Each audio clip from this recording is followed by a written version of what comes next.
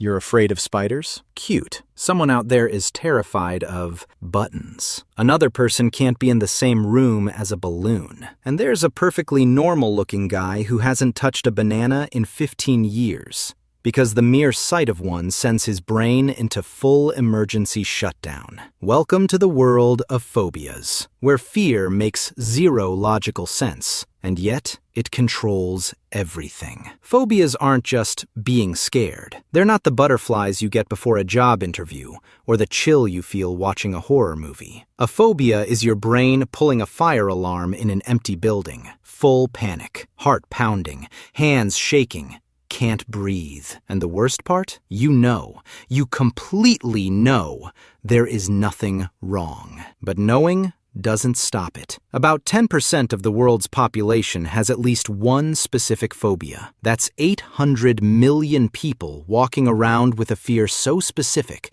so strange, that most of them are too embarrassed to even say it out loud. So today, we're saying it out loud. Every weird, wild, and surprisingly relatable phobia. What it is, what it feels like, and yes, which famous people share it. Let's go. The classics nobody talks about, right? Let's start with the ones you think you know. Arachnophobia, fear of spiders. Sounds basic, right? But for real arachnophobes, seeing a spider the size of a fingernail on the other side of the room is enough to make them leave the house. Not the room, the house. Justin Timberlake has admitted to arachnophobia, one of the most confident performers alive, and a daddy longlegs could end his entire evening. Ophidiophobia, fear of snakes. Ridley Scott, the director of Alien and Gladiator, the man who put some of the most terrifying creatures in cinema history on screen, is afraid of snakes. Not movie snakes, real ones. There's something deeply poetic about that. Acrophobia, fear of heights. Sounds reasonable until you realize some people can't stand on a second-floor balcony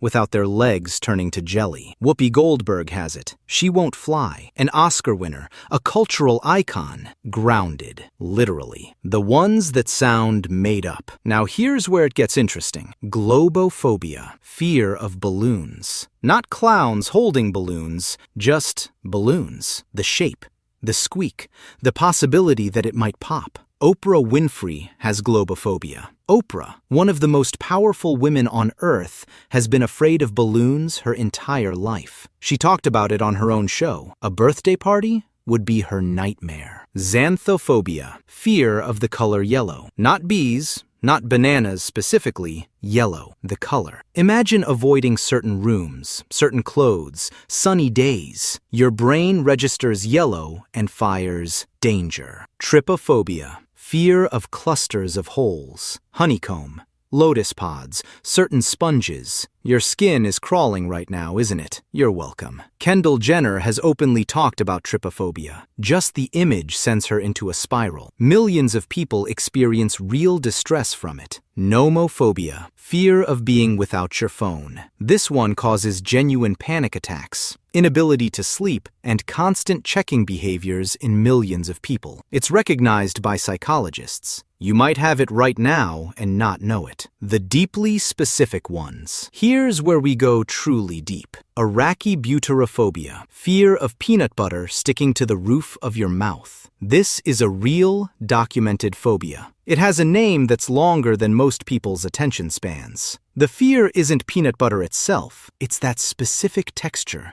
that stuck feeling, triggering a full panic response. Your brain is amazing. Not always in a good way. Pogonophobia, fear of beards. If you have this, approximately half the internet is a horror film for you. The fear is often tied to unpredictability. Beards can hide expressions, making faces harder to read. The brain doesn't like what it can't read. Somnophobia, fear of falling asleep. Imagine being afraid of the thing your body desperately needs every single night. Some people stay awake as long as possible because sleep feels like a loss of control. Or they fear nightmares, or worse, they fear not waking up. Every night is a battle. Omphallophobia, fear of belly buttons. Touching one, seeing one, even your own. Some people can't look down in the shower. This one is more common than you think, and almost nobody talks about it. Ergophobia, fear of work or the workplace.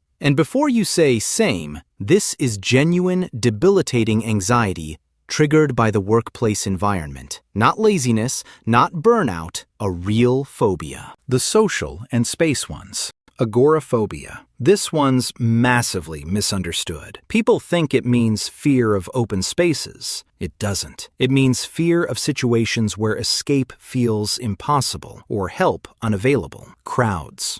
Public transport, being far from home. Kim Basinger once became so agoraphobic she barely left her house for years. She's talked about it as one of the darkest periods of her life. Recovery took years. Claustrophobia, fear of enclosed spaces, elevators, MRI machines, packed subway cars. Uma Thurman has claustrophobia and had to film that iconic buried alive scene in Kill Bill. She's said it was genuinely terrifying and not entirely acting. Athazagoraphobia, fear of being forgotten or ignored, not just disliking it, a genuine phobia, the anxiety of fading from people's memory, of becoming invisible. In the age of social media, this one is quietly affecting more and more people. The ones that explain everything. Decidophobia, fear of making decisions. Every choice, from what to eat to what career to pursue, feels paralyzing. Not indecisiveness, actual fear. Imagine every fork in the road being a genuine threat. Telephonophobia, fear of phone calls. In 2024, this one has skyrocketed. Millions of people, especially younger generations, feel genuine dread before making or receiving phone calls. They'll text, email, show up in person, anything but call. Anatidophobia, fear that somewhere, somehow, a duck is watching you. Okay, this one started as a Gary Larson cartoon joke, but psychologists confirm the underlying fear, being observed by something unseen, is entirely real. The duck is just the symbol. Hippopotomonstrosesquippedaliophobia, fear of long words. And yes, the irony of naming it that is completely intentional and absolutely cruel. Why does this happen? So why does the brain do this? Why does someone end up terrified of buttons or the color yellow? 3 main paths. 1. A traumatic experience. You got stung by something near flowers once, and now flowers are permanently tagged danger in your brain's filing system. 2. Learned behavior. You watched someone you trusted react with terror to something, and your brain filed that reaction as the correct one. 3. Pure brain chemistry. Sometimes the wiring just misfires. No event, no learning, just a threat response aimed at the wrong target. And here's the thing, the fear is completely real. The panic is completely real. The body doesn't know the difference between a charging bear and a balloon. It just reacts. Conclusion. Here's what all of this tells us. The human brain is extraordinary. It's the most complex object in the known universe. It wrote symphonies, built cities, landed on the moon, and it is also absolutely convinced that a balloon is going to kill you. Phobias are not weakness.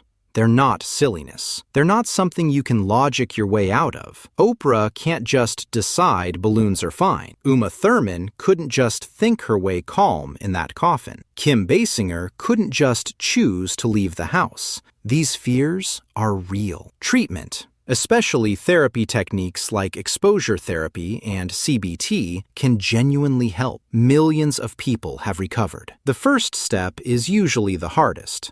Saying it out loud. So if you just watched this whole video and thought, oh no, some of these are familiar, you're not alone. Not even close. 800 million people are right there with you. And at least none of you are afraid of long words. Probably.